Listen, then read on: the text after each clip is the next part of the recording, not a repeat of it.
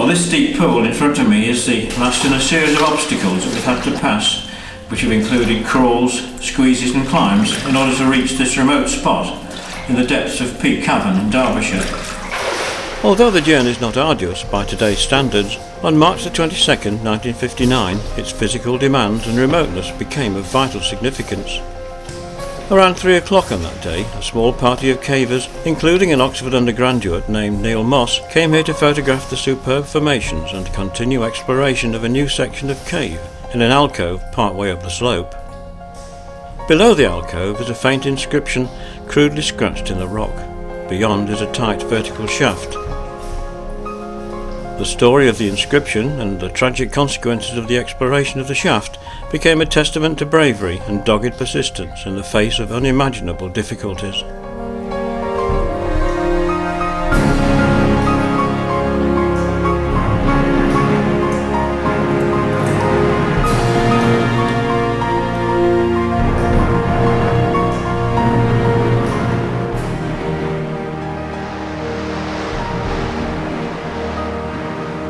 The village of Castleton lies to the north of the Derbyshire Peak and is built on and surrounded by limestone that forms the hills so popular with walkers and casual strollers.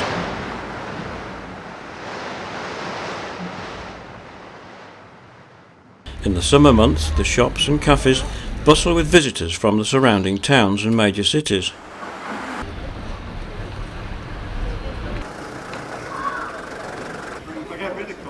The hills have been hollowed out by the action of water over many thousands of years to form extensive caves, and many seek a welcome break from shopping to visit one or more of the surrounding show caves.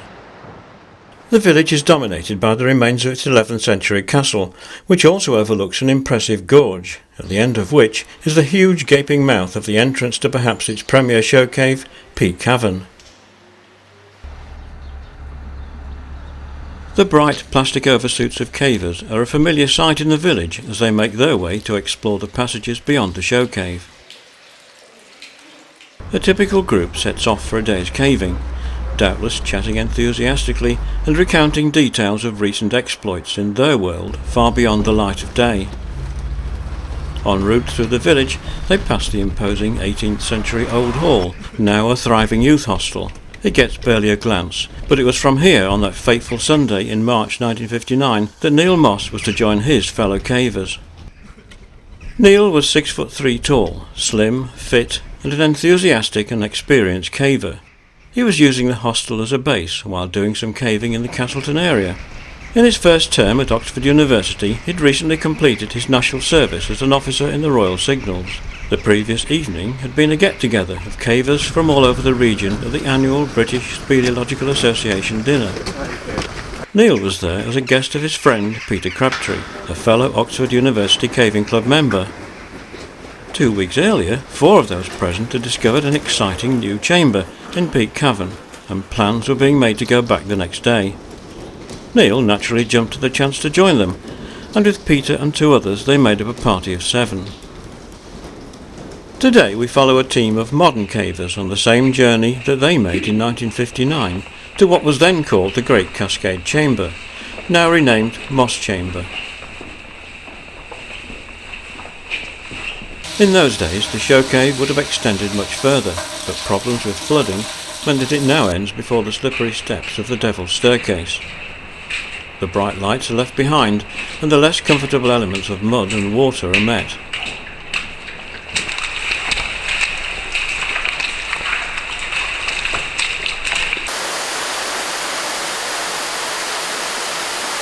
The cavers are from the Maston Caving Group, one of many local caving clubs.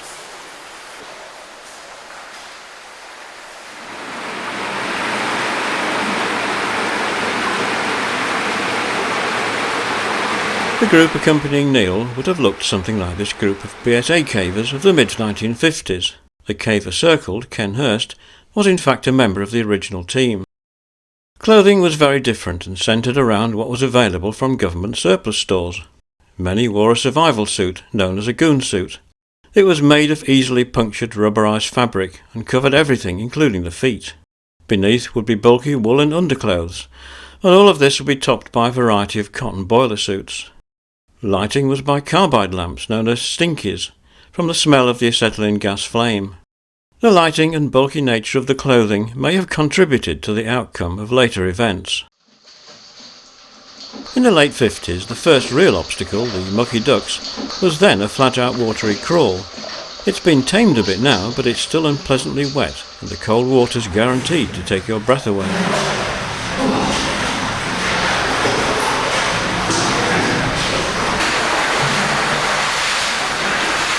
The map shows the extent of the entire cave system, the route to our destination shown in green, and the circle shows the group's location in the acoustically eerie upper gallery.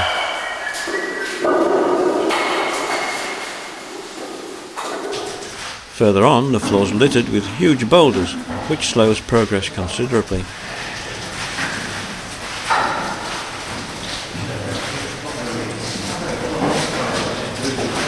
They're about 800 metres from the entrance, and the going's about to become more demanding with the start of Pickering's crawl. The small tube amplifies the sound of cavers ahead.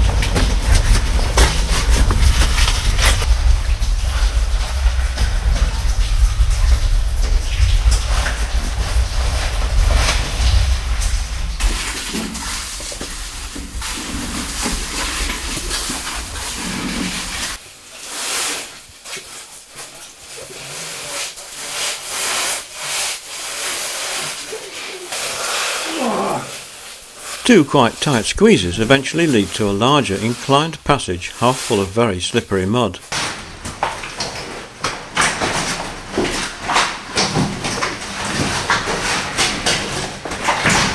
Things soon close down again at this really awkward constriction called the eye hole. Modern plastic suits slide through quite easily, but it would have been a different story in make-do 1950s garments.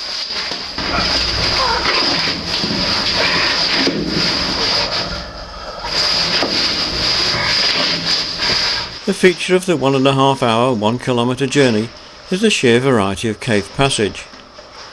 The final 200 metres or so is not to everyone's taste, but it's well worth the struggle, since beyond this final roped climb is what was, until the last decade, the best decorated chamber in Peak Cavern, Moss Chamber.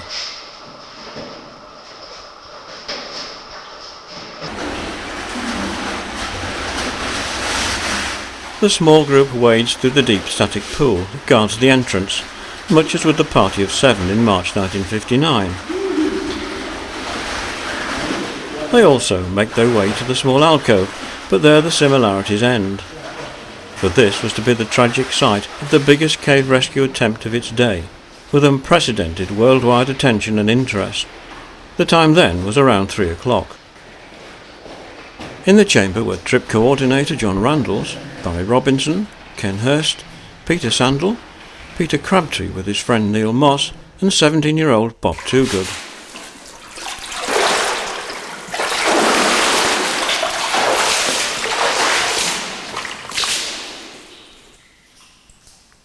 In March 1999, Bob agreed to return here to record his experiences of that fateful Sunday almost 40 years ago to the day. I asked him what had drawn them back to the chamber so soon after its discovery. It was noticed that there was a hole going down on the right slope, on the right hand side of the slope. That'll be the alcove. That'll be the alcove, yes, and thought, well, there's a possibility of something down there. There was an ongoing passage that might lead into something, and it's sort of all you can think about is it might go. So yeah, we did want to get back as soon as possible. There's a bit where you can sit down and sort of just get your head in this position to see that it goes further down.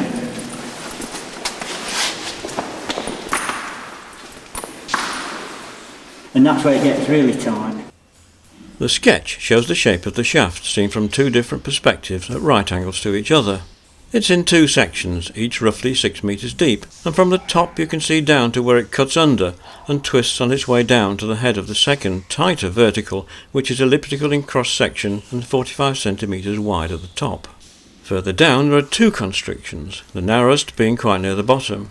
It can only be descended feet first, and you can't look down the second vertical without bending your body and neck to see between your legs. After taking photographs, the team turned their attention to exploration. How had it begun? From the previous occasion, I thought that a ladder would be more useful than a rope, and we put the ladder down the shaft. Right. And as fate would have it, really, I expect Neil volunteered to be the one to push it, which in some ways I've had some regrets about over the years, because I'd been as far down as anyone before, and I was as keen as anyone to see where, if it went into anything. But Neil didn't seem to find it very difficult to get into, did he? It's a struggle to get out of. It was a struggle to get out of, but he slid down quite easily. But yeah, with gravity on your side, it was no problem getting down. Right. And what would be the first sign that there was there was a problem? I was above him. Right. And he said it didn't go, and that he'd come out. So I said, all right, I'll get out your way, and I made my way up the shaft using the ladder and came out. And then we'd be talking at the top, and we'd hear noises coming from down the shaft, and but didn't think anything about it until he shouted up that he was having difficulty climbing out of the shaft. And that's when I thought that we'd have to go down the shaft again and give him a hand. We decided that we'd try and pull him up with his feet in the ladder. But prior to this, he'd moved him up a boulder. When he first got down there, he moved off the ladder into an alcove that he said he could get off the ladder into. And he'd move a boulder that was blocking the shaft. And we heard the boulder move, and then it's something like that he couldn't clear it. And later we found out that in him moving this boulder, it had jammed the ladder. So at this stage we tried pulling him up on the ladder with his feet in the ladder, and we pulled him up to the point of where the ladder presumably jammed around this boulder where it continued down, and also to a position where he was more or less jammed in the narrow bit of the shaft. So there was no moving him then, with him not being able to move under his own efforts. It was realised we'd have to try something else. It didn't help that the rungs on the ladder were 30 centimetres apart, and in the confined space his long legs just couldn't bend enough to get from one rung to the next. The effort was exhausting.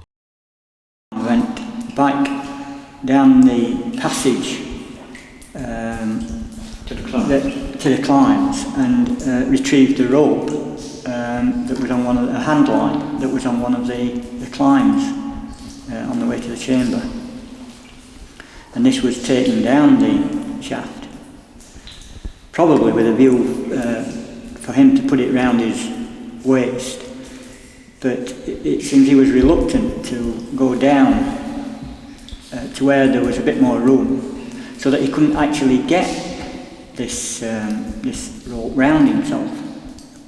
So it was tied to the ladder as an additional method of putting more force on the ladder. But this didn't work either. I also think the rope broke at some stage, and then it became obvious that it was getting serious and that we'd need more help. The handline rope from the climbs broke under the strain more than once, rubbing badly at 3 or more points as it passed over the rock on its way to the chamber. It was never intended to be used in this way, and to make matters worse, both ladder and rope snagged in this sharp crevice. So, with this in mind, John Randalls and myself set off for the entrance to notify some friends of ours at Whiteley Farm, who were cavers, and we knew they'd be there, that we needed their help, and that we'd pick up some ropes and bring them in. I think we met Les Salmon, didn't we? Oh yeah, on the way out we met Les Salmon, and I think it was decided he would go and do the telephone calls, because he was in outside clothes and not in caving gear. And I picked up a couple of ropes, 120 foot nylon and a big thick hemp rope, and headed back in on my own. But on the way I passed Peter Crabtree, who was on his way out and who was really concerned and said that things were getting pretty bad. Peter Crabtree's concern was that his friend was becoming unconscious due to breathing foul air, as his body filled the shaft, stopping any fresh air getting through. Carbon dioxide levels rose from his heavy breathing and the flame from his carbide lamp. The worsening situation was reported to Les Salmon, a highly experienced and respected caver, who by now was also making his way to the chamber with a small party eager to provide whatever assistance they could. Les had already made 3 phone calls, notifying the police to be on standby, requesting fresh cavers from Whiteley Farm, and help from colleagues in Sheffield. With up to 30 cavers either on their way to the cave or the chamber, it was considered that everything was under control and that a rescue would be completed by midnight.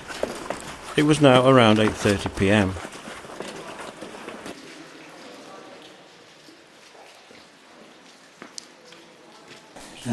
I struggled on with these ropes, and about where I was entering the final chamber, I was caught up by Ken Pearce and the people from the farm that we stay at. So it must have taken me quite a long time to get back with these ropes. But now Ken Pearce took over, being a very forcible character, and says, "Down the hole, Bob."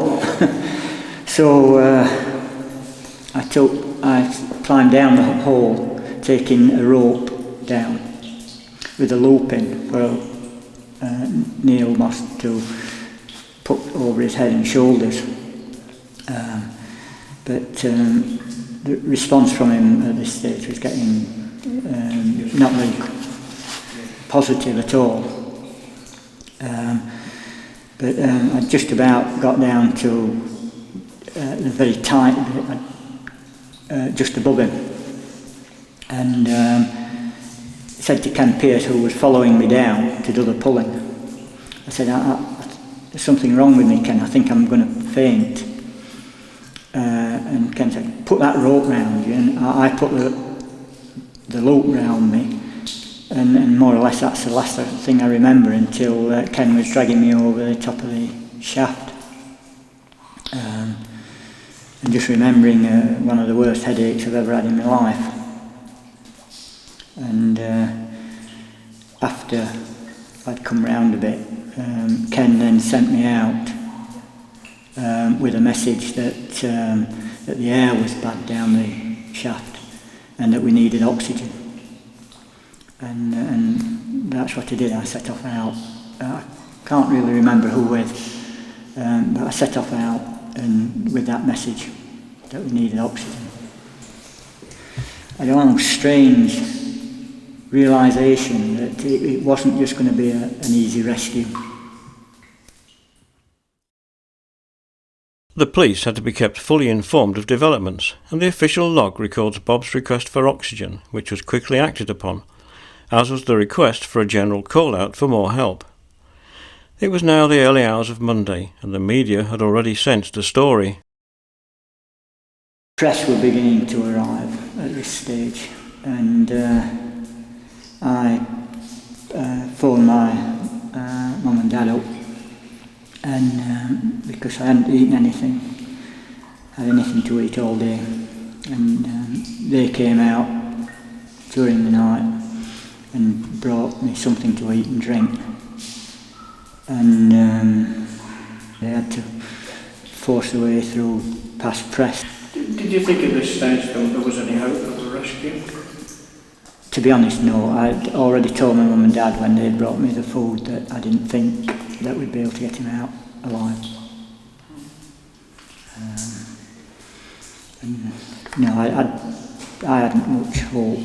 Well, I'd hoped, but I didn't really think we would be able to get him out at this stage. Bob's role in the rescue was without doubt truly heroic, but despite his work in the shaft, 2 3-hour return journeys, including his solo epic with the ropes, he still insisted on returning later to help carry oxygen. But for now he was taking a well-earned break. Back in the chamber, the 2 small bottles of oxygen had arrived, and superhuman efforts were being made by Les Salmon and Dennis Manton to reach the now unconscious Neil. But despite taking mouthfuls of oxygen from the opened valve as they descended, it made little difference in the poisonous atmosphere. John Thompson, a cave diver, recognised the need to completely ventilate the shaft, and an urgent request was sent out for 40 cubic metres of oxygen.